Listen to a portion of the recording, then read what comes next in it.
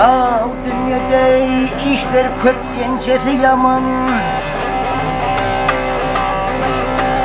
Dünyada işler ken gençesi yaman.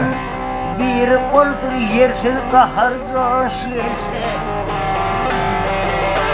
Ev aşıkları olgun ahır zamanları.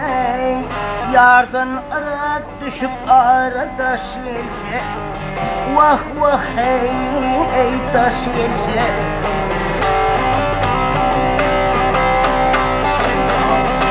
Ay dostum saklama nepten kalmasın. Ay dostum saklama nepten kalmasın. Evleme düşmanın sırrını bilmesin. Ağaçta algın dele bergin olmasın ey. İş müşkil anlamadan duş gelse.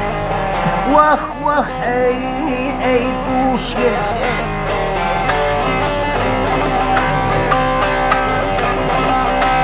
On vaktayım olsa demir kaladın. On vaktayım olsa demir kaladın. Tapar asıl emir olsa Allah'tan. Hakiki er yüzden ölmez beladan ey. Hakırlası bilen başa daş gelse. Vah vah ey daş gelse.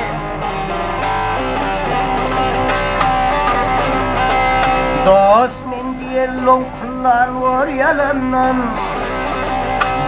Ay dost men diye lonkullan var yalandan. Doğrusunu aydır sorsun bilenler. İyiliğine yüzül tağıt kalanlar. Yağışırak bir seher verden yaş gelse. Vah vah ey yaş gelse.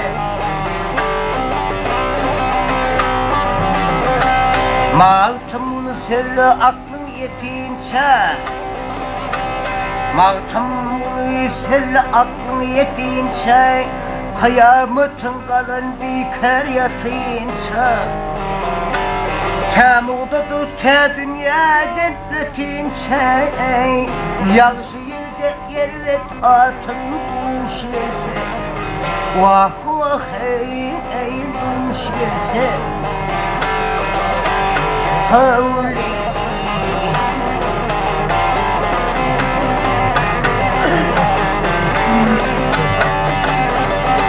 Ey temudadır, armağanıdır te dünyada bütünce. Yağışı yüzeyir ve adın kuş gelse. Vah vah ey kuş gelse.